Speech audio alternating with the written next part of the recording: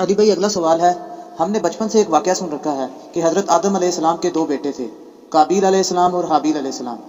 ان دونوں بیٹوں کا کسی بات پر اختلاف ہوا تو قابیل نے حابیل کا قتل کر دیا اور وہ انسانیت کی تاریخ میں پہلا قتل تھا۔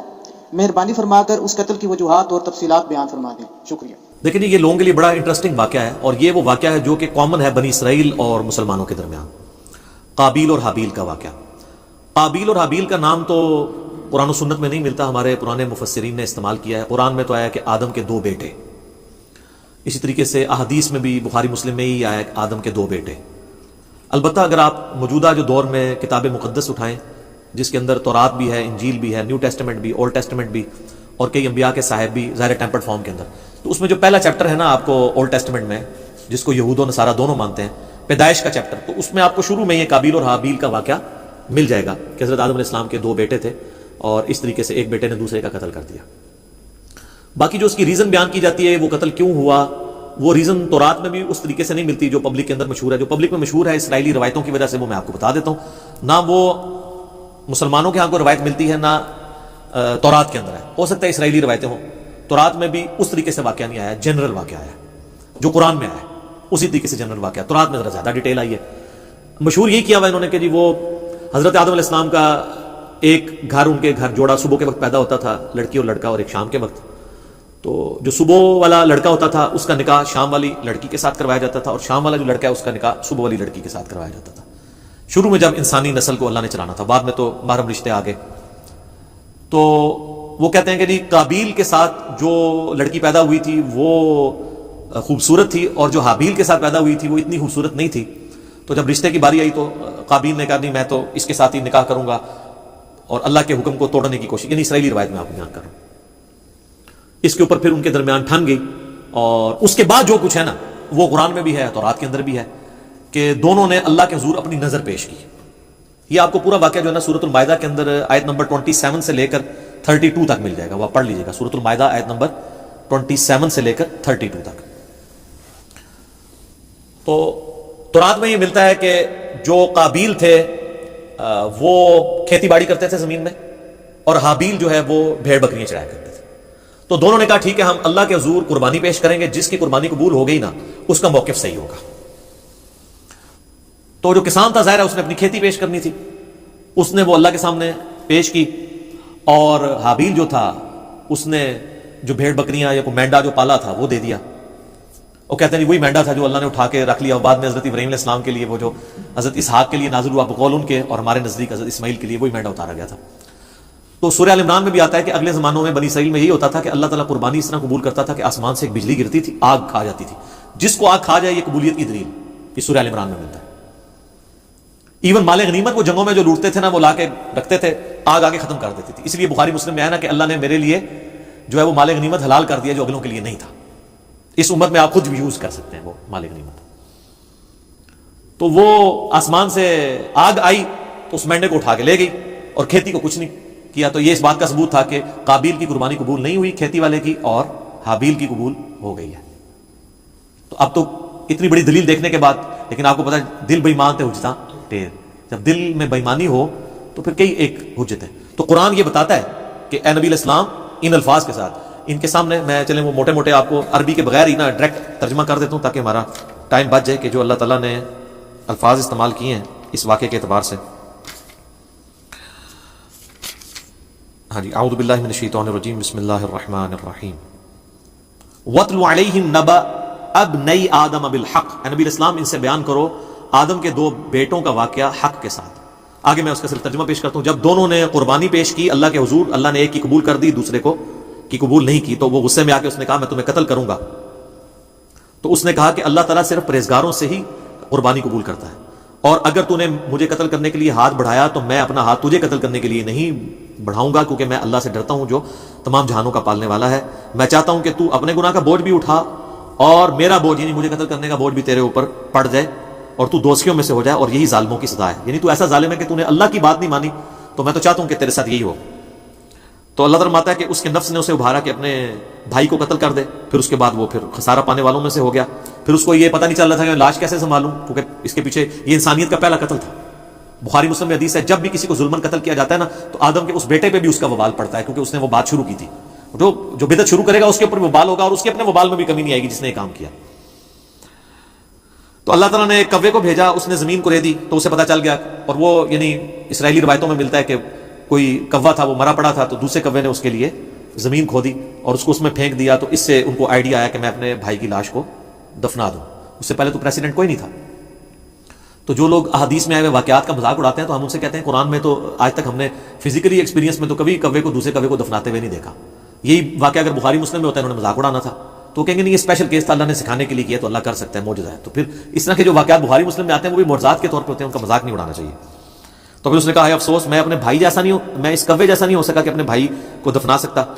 پھر وہ نادم ہو گیا، اور پھر اللہ فرماتا ہے من اجل ذالک، اسی ایک واقعے کی وجہ سے کتبنا علی بنی اسرائیل، ہم نے یہ بات طے کر دی تھی بنی اسرائیل کے لیے، انہ من قتل نفسا بغیر نفس او فساد فی الارض فکأنما قتل الناس جميعا، اگر کسی جان نے دوسری جان کو قتل کیا بغیر اس کے کہ وہ جان کے بدلے جان ہو، وہ بھی جوڈیشری کے تھرو ہوگا، قتل کے بدلے قتل خود نہیں کرنا ہوگا، یا فساد فی الارض کی وجہ سے، تو گویا ایسا ہے جیسے اس نے پوری انسانیت کا قتل کر دیا۔ ومن احیاها فکأنما احیا الناس جميعا، اور جس نے کسی ایک انسان کی بھی جان بچا لی گویا اس نے پوری انسانیت کی جان بچا لی۔ یہ وہ حصہ ہے جو ڈاکٹروں نے ہاسپٹلس کے باہر لکھا ہوتا ہے، اور اندر جو ہے وہ آپ سے ہزاروں روپے ہتھیارے ہوتے ہیں جی، ایک جان کو بچایا تو پوری انسانیت کو بچا لی۔ الا ماشاءاللہ ڈاکٹر ہم سے ناراض ہو جاتے ہیں جب ہم مولویوں کے بارے میں بولتے ہیں، اس وقت بھی ناراض ہوتے ہیں۔ تو جب ہم تغلیب کے قاعدے میں بات کر رہے ہوتے ہیں کہ اکثر ڈاکٹرز ایسے ہی ہیں، پرہیزگار لوگ بھی موجود ہیں، تو وہ تغلیب کے قاعدے کو لیا کریں۔ جب ہم علماء پہ بات کرتے ہیں تو وہ بھی کیٹاگوریکلی جب کرتے ہیں اس پہ آپ خوش ہوتے ہیں، تو وہ بھی ہم سارے علماء کو نہیں کہہ رہے ہوتے، اکثریت کی بات کر رہے ہوتے ہیں۔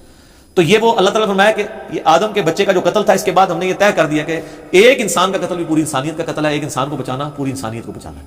تو یہ وہ واقعہ تھا قابیل اور حابیل کا، اور اکثر لوگوں کو یہ یاد نہیں رہتا ہے یہ قاتل کون تھا، قابیل تھا یا حابیل تھا۔ بھئی قاتل قاف الف ہے تو قابیل میں بھی یہی ہے، اور حابیل ہلاک ہا سے شروع ہوتا ہے، حابیل ہلاک ہوا ہے اور قابیل قاتل ہے۔ تو یہ یاد رکھنا آپ کو آسان ہے کہ قابیل قاتل اور حابیل ہلاک ہوا اس کے ہاتھوں، آسان طریقے نا۔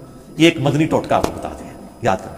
باقی وہ جو ڈیٹیلز ملتی ہے نا کہ وہ چکر تھا، تورات میں بھی ایون نہیں ملتا کہ وہ کوئی لڑکی والا چکر تھا۔ ہو سکتا ہے بعد میں کسی نے اس کو، جس آپ دیکھیں ارطغرل ڈرامہ ہے، اب وہ ارطغرل تو ایک ہیرو ہے لیکن اس کے اندر اتنی لو سٹوریز انہوں نے ڈال کے نا اسے ایک رومانس پیدا کرنے کی کوشش کی تاکہ نوجوان نسل دیکھے۔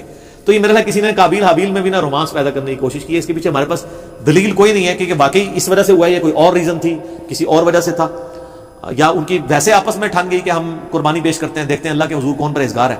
کیونکہ اگر یہ واقعہ اس طریقے سے ہوتا تو یہ تو بہت بڑا واقعہ تھا، قرآن میں اس طریقے سے اس کو رپورٹ ہونا چاہیے تھا، اور قرآن میں اگر نہیں ہوا تو تورات میں بھی نہیں۔ میں نے اسپیشلی یعنی تورات اس حوالے سے کئی دفعہ دیکھی ہے، تو اچھا اس میں آپ کو لفظ قابیل نہیں ملے گا، قائن ملے گا، اور حابیل حابیل ہی ملے گا۔ تو بعض اوقات جیسے اب مکہ کی پروننسیشن بکہ بھی ہے، تو ایک لفظ کی دو تین پروننسیشن بھی ہوتی ہیں، ہو سکتا ہے وہ والی پروننسیشن بھی ملتی ہو، لیکن تورات کے اندر شروع میں چیپٹر ہے پیدائش، اس کے بھی تورات کھولتے ہی تیسرے چوتھے صفحے پہ آپ کو ایک واقعہ ملے گا، اس میں بھی صرف قربانی کا ذکر ہے کہ دونوں نے کہا ہم قربانی کرتے ہیں تو دیکھتے ہیں کسی قبول ہو، کوئی لڑکی لڑکے والا چکر ہی کوئی نہیں اس کے اندر موجود۔ تو یہ کسی نے بنی اسرائیل میں عادت تھی نا یہ رنگ بھرنے والی، تو انہوں نے رنگ بھر دیا ہوگا اور وہ اسی طریقے سے پبلک میں یہ نہیں جاری ہے۔ پھر لیکن لوگ پوچھتے ہیں کہ اگر ایسا نہیں ہوا تو پھر یہ نسل انسانی شروع میں چلی کیسے ہے؟ نسل انسانی یقیناً شروع میں تو یہ جو آج ہم کہتے ہیں کہ بہن جو ہے وہ محرم ہے، تو یہ کس وجہ سے کہتے ہیں؟ اللہ نے اسے حکم کے طور پہ نازل کیا۔ اگر یہ حکم نہ ہو تو یہ محرم والا معاملہ نہ ہوتا۔ تو شروع میں یقیناً کسی چیز کو چلانے کے لیے اس وقت شریعت کے احکام ڈیفرنٹ تھے، وقت کے ساتھ ساتھ شریعت احکام بدلے ہیں۔ نبی علیہ السلام کی مبارک شریعت میں کئی چیزیں جو حلال ہیں پہلے حرام تھی۔ بخاری مسلم میں آتا ہے کہ جی نبی علیہ السلام فرمایا اللہ نے میرے لیے پوری زمین سجدہ گاہ کی ہے، پہلے نہیں ہوتی تھی سجدہ گاہ، لوگ سفر پہ بھی جاتے تھے ساری نمازیں اکٹھی کر کے رکھتے تھے، پھر گھر آ کے یا کوئی مسجد ملتی تھی وہاں جا کے پڑھتے تھے۔ جی کتنا مشکل کام تھا، مال غنیمت حلال کر دیا گیا نبی علیہ السلام کے لیے، اگلے لوگوں کے لیے حلال نہیں تھا۔ تو شریعت میں احکامات اس زمانے میں یہ چیز ہوگی کہ جو حضرت آدم علیہ السلام کی جو اولاد پیدا ہوئی ہے، اور باقی یہ کہنا کہ صبح پیدا ہوتی تھی شام تک جوان ہو جاتی تھی، اس کی کوئی دلیل نہیں ملتی۔ اپنے ٹائم بھی جوان ہوتی ہوگی، حضرت آدم علیہ السلام کی بھی اتنی عمر تھی، تو وہ آپ تھوڑا ان کو جوان ہونے تھے 15-20، یہ کون سا پاکستان انڈیا والا جوان ہونا ہے کہ 35 سال میں شادی ہو رہی ہے، 12-15 سال میں شادی ہو جاتی تھی۔ تو 12-15 سال کے اندر وہ اس طریقے سے شروع میں اللہ تعالیٰ نے اس سلسلے کو اس طریقے سے چلایا ہوگا۔ خود یعنی قرآن پاک میں اللہ تعالیٰ آتا ہے کہ ہم نے سورہ نساء کے اندر کہ ہم نے ایک جان سے سب کو پیدا کیا، اس سے اس کا جوڑا بنایا، اور بخاری مسلم میں آتا ہے کہ اما حوا جو ہے وہ سیدنا آدم علیہ السلام کی پسلی سے پیدا ہوئی، قرآن میں بھی اشارتاً موجود ہے۔ اور یہ سیم چیز جو ہے تورات میں بھی آپ کو پیدائش چیپٹر میں ملے گی کہ حضرت آدم سے حوا نکلی ہیں، تو یہ بھی تو ہوا ہے نا، ان میں سے نکلی ہیں تو وہ بیوی بھی بن گئی۔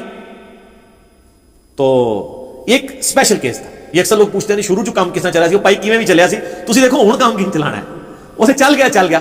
تو ظاہر شروع میں اسی طریقے سے عورتوں کو آپشن نظر نہیں آتا کہ چلا ہوگا, تو باقی وہ یہ کہ صبح ہوتی تھی شام کو تک جوان ہو جاتی تھی, پھر کراس کروایا جاتا تھا. اس کی کوئی دلیل نہیں ملتی.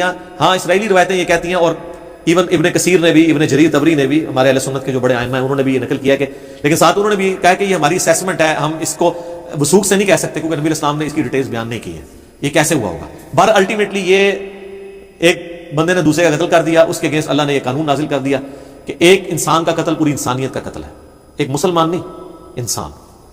اور ایک انسان کی جان بچانا پوری انسانیت کی جان بچانا ہے. اصل میں یہ ہے میسج آدم کے 2 بچوں کے قتل میں, جو میسج ہے وہ یہ ہے کہ قتل ناحق اللہ کو ناپسند ہے. بخاری اور مسلم دونوں میں حدیث ہے, قیامت والے دن سب سے پہلے قتل کے مقدمے کا فیصلہ ہوگا. ابو داؤد ترمذی میں حدیث ہے, نبی علیہ السلام نے فرمایا قیامت والے دن مقتول اپنے قاتل کو پیشانی کے بالوں سے گھسیٹتا ہوا اس حال میں کہ اس کی رگوں سے خون بہ رہا ہوگا, اللہ کے عرش کے پاس پہنچ جائے گا اور کہے گا اللہ مجھے انصاف دلا, اس نے مجھے دنیا میں قتل کیوں کیا تھا. اور سنن نسائی میں آگے اس صحابی کے الفاظ ہیں, اے حکمرانوں قتل پہ معاونت نہ کرو کسی کی, قتل ناحق اتنی بڑی چیز ہے. اور قتل حق بھی جوڈیشری نے کرنا ہے, یہ نہیں ہے کہ میرے باپ کا قاتل میرے سامنے آیا تو میں گولی مارتا ہوں, نہیں, جوڈیشری میں پروف ہوگا, تو نہیں ہوگا تو آخرت میں بدلہ ملے گا. آخرت کا تو بدلہ بہت بڑا ہے, وہ تو آپ سوچ بھی نہیں سکتے. سورہ نساء میں اگر کسی مومن کو کسی نے جان بوجھ کے قتل کیا تو اس کی سزا ہمیشہ کی جہنم ہے جناب, ہمیشہ کی جہنم. ابو داؤد میں حدیث ہے کہ اللہ تعالیٰ یا تو شرک معاف نہیں کرے گا یا کسی مومن کا قتل ناحق معاف نہیں کرے گا. صحیح بخاری میں حدیث ہے کہ جنت کی خوشبو 40 سال سے سونگی جا سکتی ہے, لیکن جس نے کسی ذمہ کافر کو بھی قتل کیا, جو مسلمان حکومت میں ٹیکس دے کر رہ رہا تھا, ہے کافر تھا, اس کو ناحق قتل کر دیا, تو وہ مسلمان بھی جنت کی خوشبو نہیں پائے گا, حالانکہ 40 سال سے آ رہی ہوگی. جی اسی لیے قتل کے مقدمے کی پیروی کا بھی کہا گیا ہے. سورہ البقرہ میں وَلَكُمْ فِي الْقِصَاصِ حَيَاتٌ يَا أُولِي الْأَلْبَابِ, اے عقل مندو انسانیت کی زندگی چھپی ہے قصاص لینے میں. باقی جگہ کہا گیا معاف کر دو, قتل کے لیے کہا گیا معاف نہیں کرنا, دیت نہیں لینی, بلڈ منی نہیں لینی. آپشن ضرور ہے لیکن پریفریبل یہ ہے کہ قتل کے بدلے قتل ہو, کیونکہ انسانیت 2 چیزوں پہ کھڑی ہے, احترام جان اور احترام مال. اگر یہ نہیں ہوں گے فرق, جو مولا علی کا قول ہے کہ کوئی بھی معاشرہ بغیر دین کے تو قائم رہ سکتا ہے, بغیر انصاف کے نہیں رہ سکتا. اور انصاف کس لیے آپ کر رہے ہوتے ہیں؟ احترام جان اور احترام مال کے لیے. اور اسے کون سی چیز انشور کرتی ہے؟ جوڈیشری. جامعہ ترمذی میں موقوفاً روایت موجود ہے کہ اے کعبہ تیری خوشبو بڑی اچھی ہے, لیکن اللہ کے حضور ایک مؤمن کی حرمت کعبے سے بھی بڑھ گئی.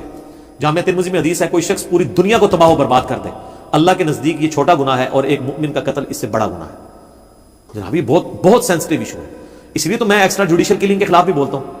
آپ نہ حب الوطنی کے نام پر, نہ توہین مذہب کے نام کے اوپر قانون کو ہاتھ میں لے کے کسی کو قتل نہیں کر سکتے. ناحق بندہ قتل ہو گیا تو آپ مارے گئے, یہ نہیں ہوگا کہ آپ کی اجتہادی غلطی شمار ہوگی. آپ ہر چیز کو جوڈیشری میں لے کر آئیں گے, اور جوڈیشری میں پروف نہیں ہوتا اور وہ واقعی قاتل تھا, اللہ جانے اس کا معاملہ جانے, آپ نہیں کر سکتے, ورنہ بے گناہ لوگوں کو بھی سزا ملنا شروع ہو جائے گی. لوگ اپنی ذاتی دشمنیاں نبھانے کے لیے بھی ماورائے عدالت قتل, ایکسٹرا جوڈیشل کلنگ کرنی شروع کر دیں گے. تو یہ بہت سینسٹیو ایشو ہے قتل والا.